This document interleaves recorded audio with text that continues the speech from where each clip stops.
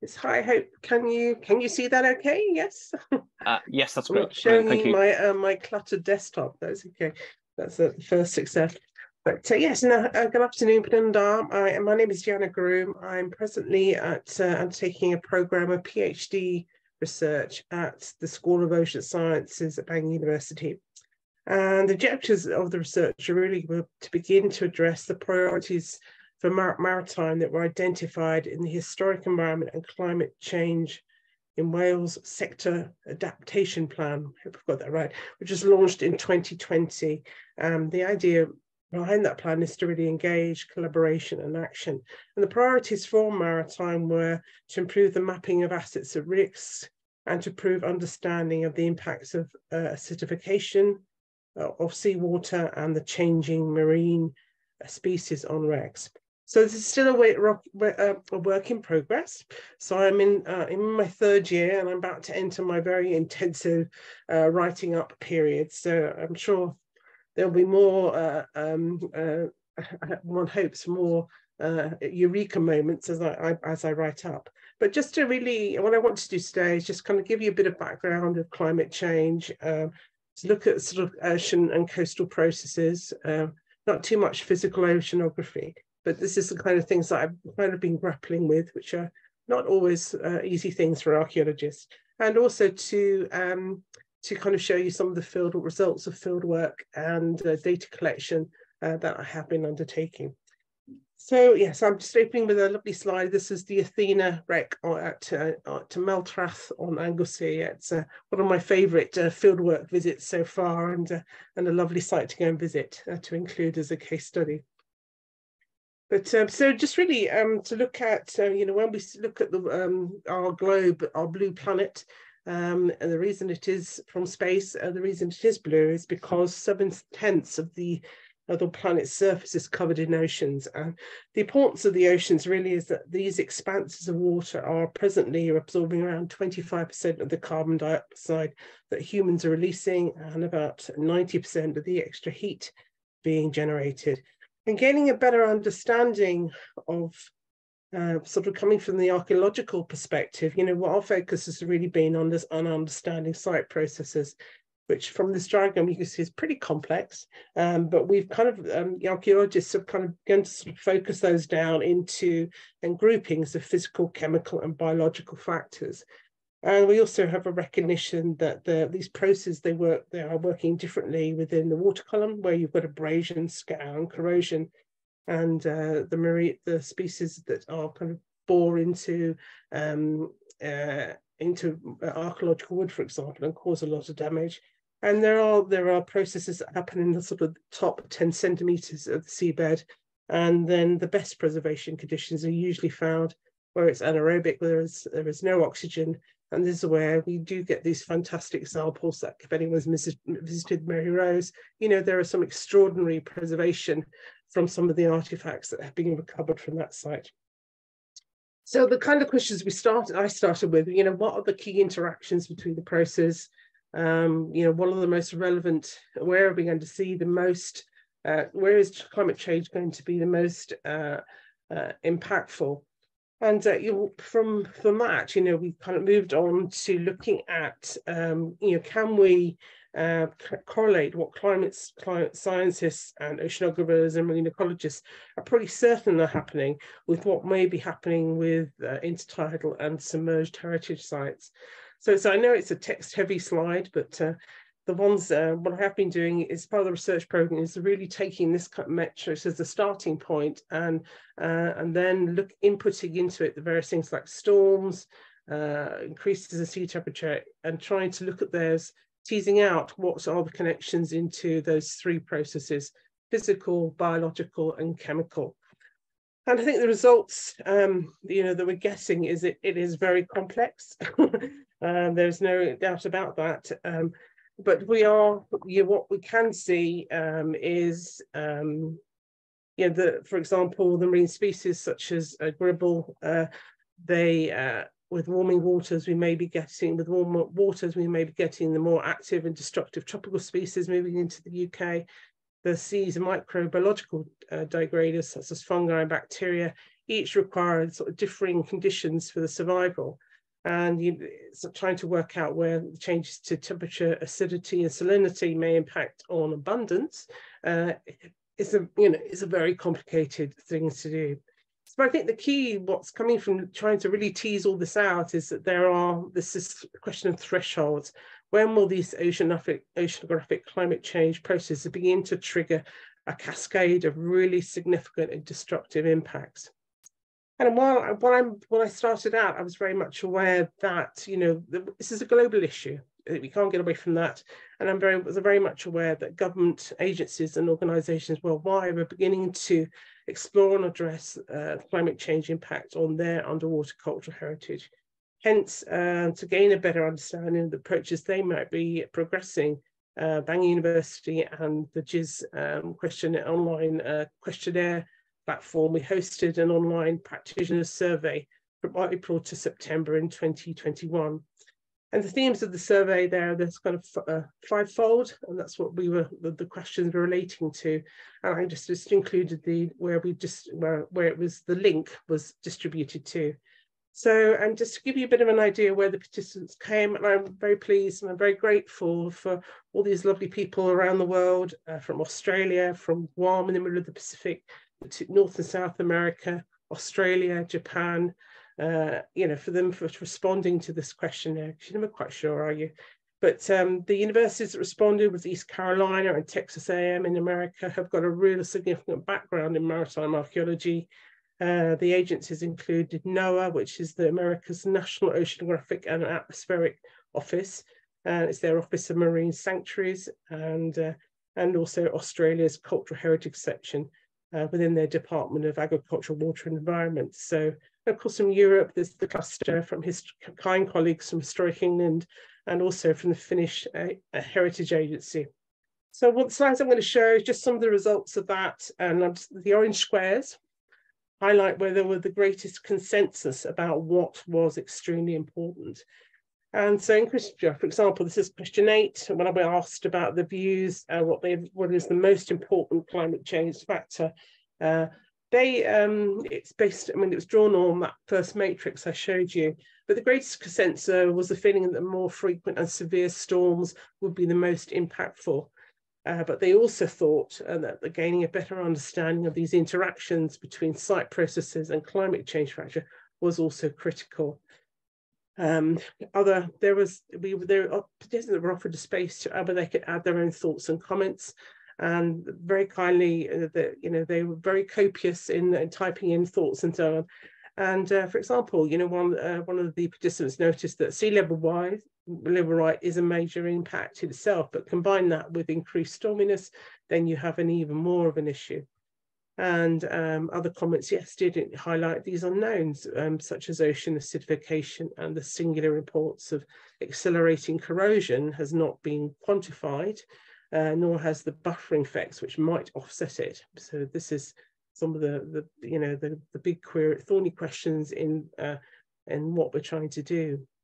When asked about the importance of factors for mitigation, the greatest consensus fell on encouraging the development of national policies for underwater cultural heritage relating to climate change, also ensuring that underwater cultural heritage was included in research agendas for oceanic climate change, and also to establish standards, investigation standards for the archaeological community, whereby we can begin to gather data that can feed into these wider climate change monitoring initiatives. And again, I've just included some of the comments there, which are, it's working with climate scientists, for us as archaeologists to learn the basics of climate science so that we can begin to articulate what we're seeing on sites in the terms that our colleagues interdisciplinary colleagues can actually relate to. Lastly, we asked questions about the type of site changes. They thought that things like acidity, the presence of these the marine boring species like teredo, shipworm, and gribble it's particularly important to get an idea of where they are and what their populations are doing. And they also like this concept of establishing within a Rex ecosystem a species that could be, is sensitive, that could be monitored through repeat ecological surveys to really begin to understand what might be happening on its sites. The final question I included is about mitigation. Yes, and so and you can see on the what really focused on was looking at the range of management conservation possibilities, and then monitoring through change. And I think that was quite interesting. It wasn't, let's rush in and preserve by record. We can't save everything, but because we understand so little about the changes that are taking place, the monitoring was the high priority. And just some of the lots of comments in response to this one, but I've just kind of gathered them under 4 headings there. But of course, I'm not going to let you read them. Text heavy, I know. But of course, it's the funding question always at the bottom, that is always the most thorniest issue, and experiencing, and everybody is experiencing this worldwide. Everyone who responded kind of flagged funding as an issue. Just to show so from the responses to that questionnaire, they are very much, taking forward and are being sort of focusing on a huge, climate change is huge, but they are very much focusing on the kind of approach and the themes within that huge topic area that I'm kind of concentrating on for this piece of PhD research. And so all of that, the first was to look through looking at this question of vulnerability mapping. And how I approached that so far is developing the 3 products really. And the first was bringing together readily able data sets for the whole of the Welsh National Marine Plan area.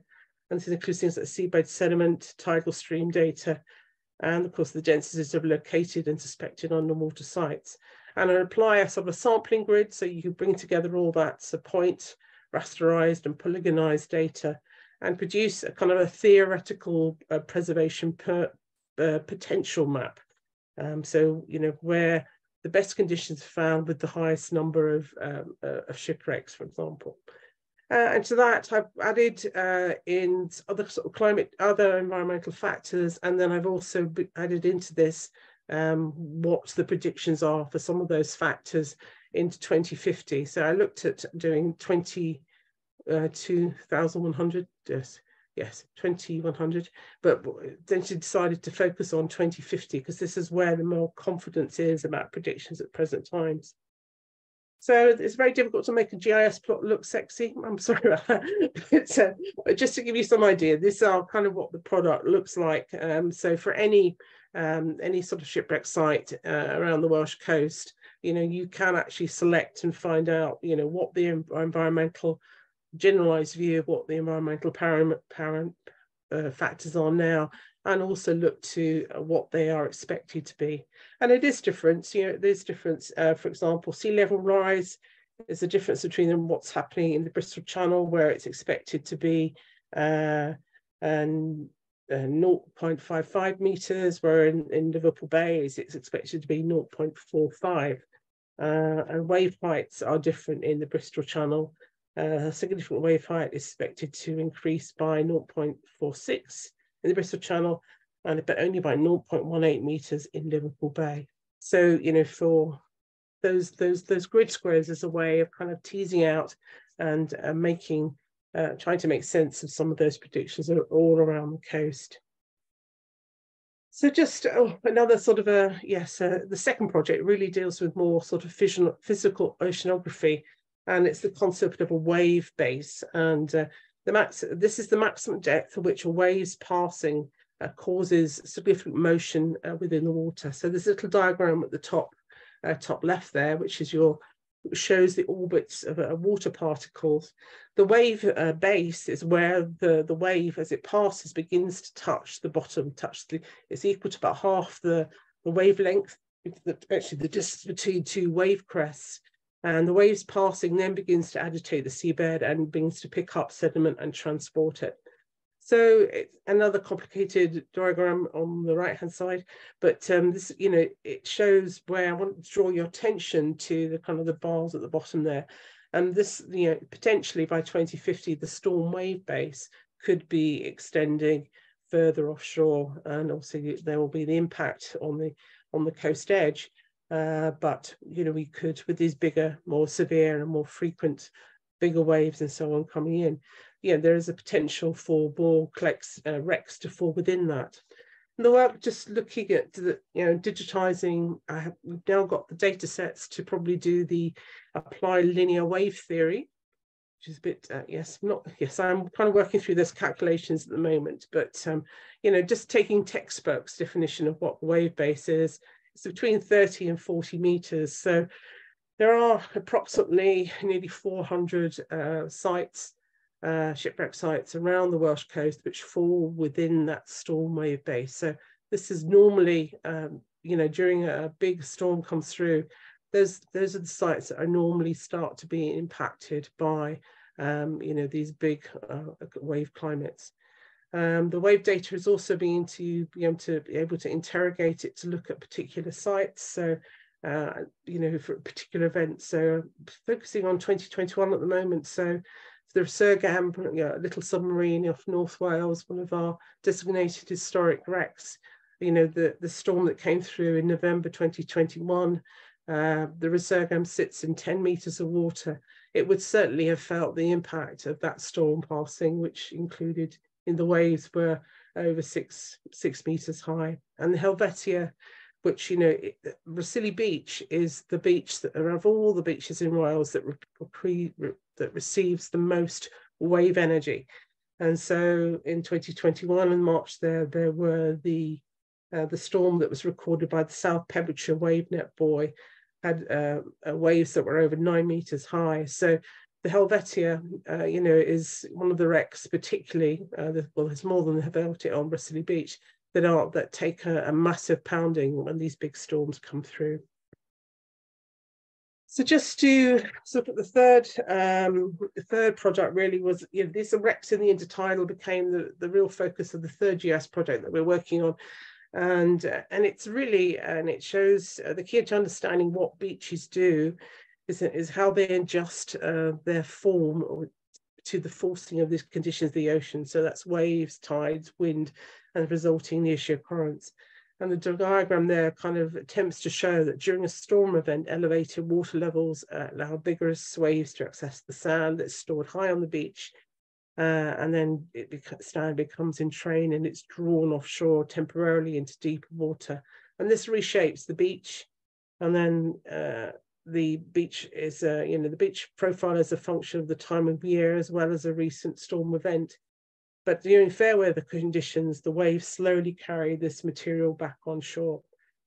So sediment grain size, is also one of the principal controls. So that for of the sites you see highlighted there, this is how I started to work towards which ones I was going to focus on as case studies.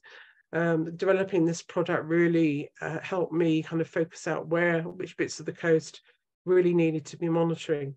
And so this project captures, all the information that's currently held within shoreline management plans, within a variety of sources, vulnerability mapping, BGS vulnerability mapping. And what it focused, and what I'm going to just show you by way of field work, is 2 sites from Carmarthen Bay, which was flagged as a real priority area going forward. Also, there is a massive, again, not difficult, not hard not easy to make a GIS product look kind of sexy and interesting. But I think it just gives you an idea of all the attributes that are associated to that shape files now. And a real intensity of data, which has been very useful for analysis to find the areas to prioritize. So just a couple of examples of Carmarthen Bay. This is at Pembrey, at Kevin Sidden. There's a collection of 6 hulks quite close together, and this is the largest of them. It's a vessel. It's about 53 meters long. It's very prominent, and it's the wreck that people walk to when you go to Pembrey Country Park. But it's probably the Victoria, which is an Italian vessel went ashore, I think, in 1894.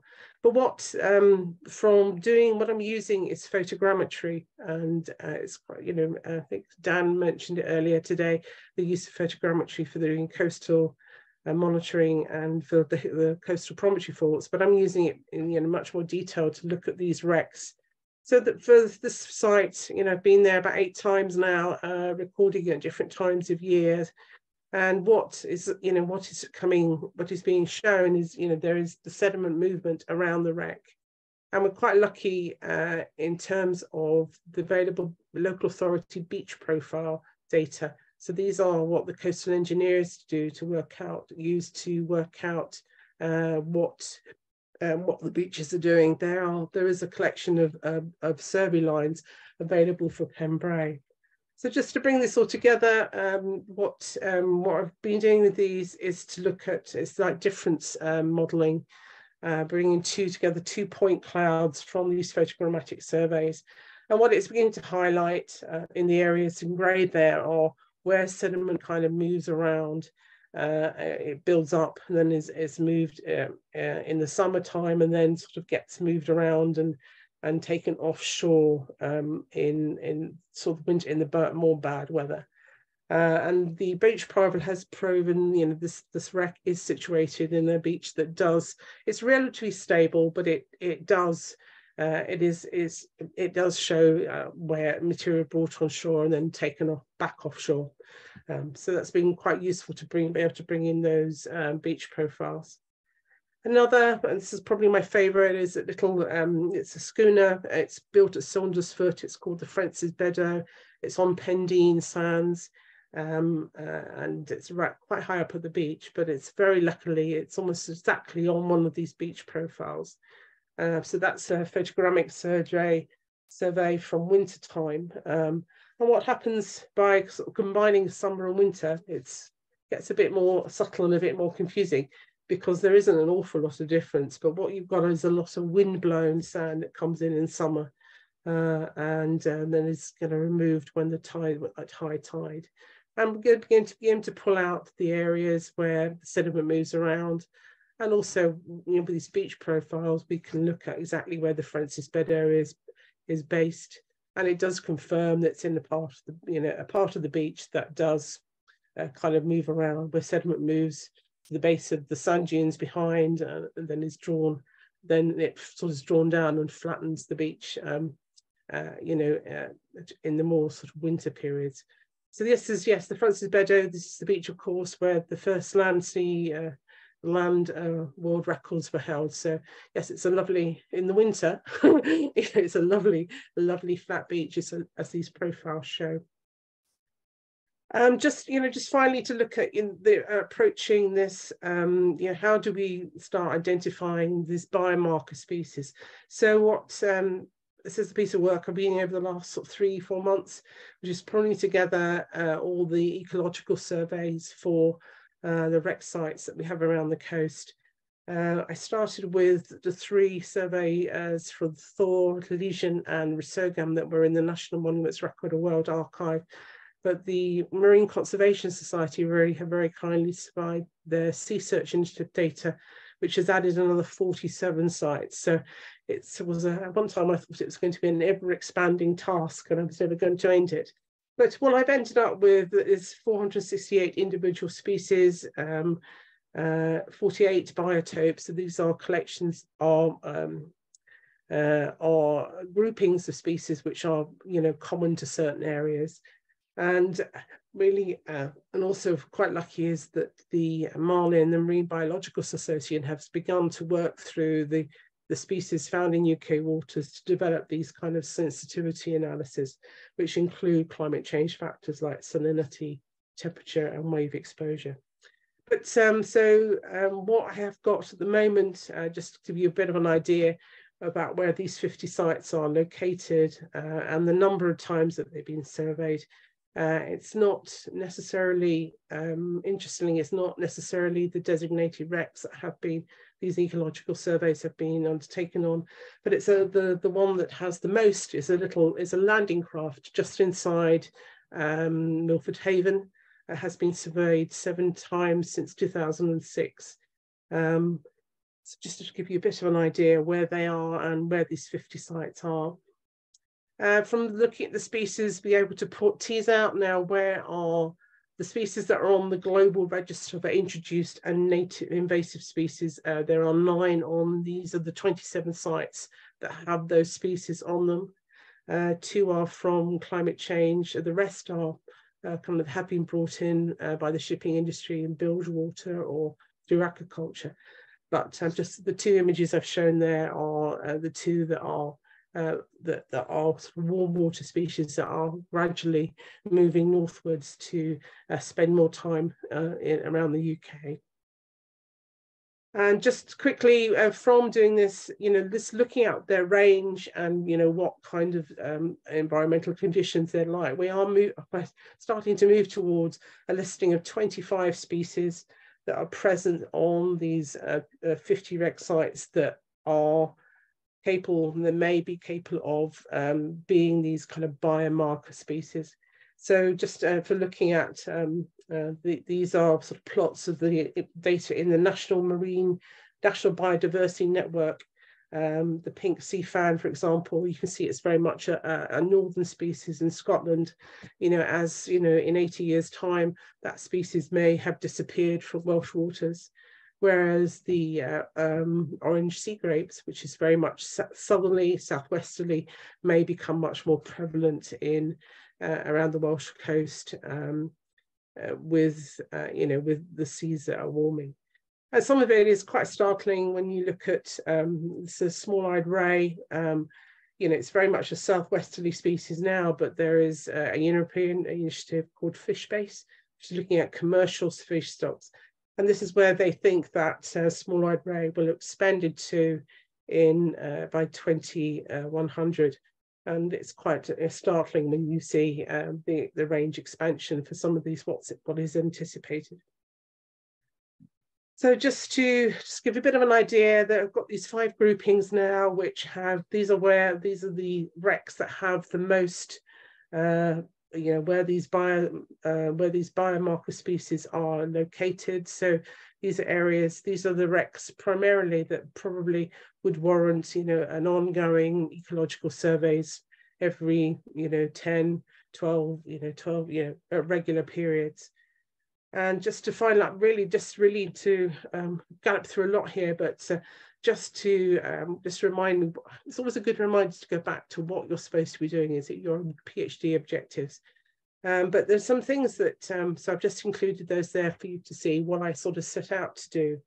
But I want to just show you some of the disappointments and things I found. There are these big knowledge gaps, and I think for where we want to, I was hoping very much to focus on these the species like shipworm and gribble, which are have this massive impact on wooden shipwrecks, but the data just appears not to be there, and not at the moment. And so most of the records, the sightings of these or recordings of these have been, some of them they're 60 years old. So what these populations are doing now is it's very difficult to be able to say that. And these are very much an area that potentially, this is where we can work with marine ecologists, marine biologists, to possibly to improve that situation. And I think it was just to point out that the Wales has very much a part to play in this, because some of these are Welsh ports like Swansea, Milford Haven, and Holyhead are very much appear on these location maps where these species have been found. So there is a role, very much a role for Wales here. Yes, we have, and I hope I've showed that these wreck sites can, by monitoring surveys of them, can contribute to these wider agendas of invasive species and biomarkers, but also just to say that we need to, to say that we really, we can't be. Archaeologists, we can't be bunkered in historic environment sector, because the work that we need to do to understand what's really going on, we really need to work with the coastal engineers, we need to work with the marine biologists, physical oceanographers, to really get a handle on this. And sometimes that is, very simply just to help you understand and interpret what are their future predictions. And I'm just including this line chart from the work that's done by the National Oceanographic Centre in Liverpool. And really the bit I have to focus on for what I'm doing is the pink lines and the red lines. And what that's really showing is that, their predictions of future storminess and storm severity, they're looking at the pattern they think is going to change to a much shorter, sort of a calm summer period where beaches recover, where wrecks recover. That may by 2050, 2100 may turn to just about a month. So I think this is all trying, it's building towards this picture of what is happening on these wrecks around the Welsh coast. So sorry, Deanna, can we close it? Oh, sorry. Yeah, sorry. Finished. That's it. Last to it. And I'll leave you with a nice picture of the mumbles. Just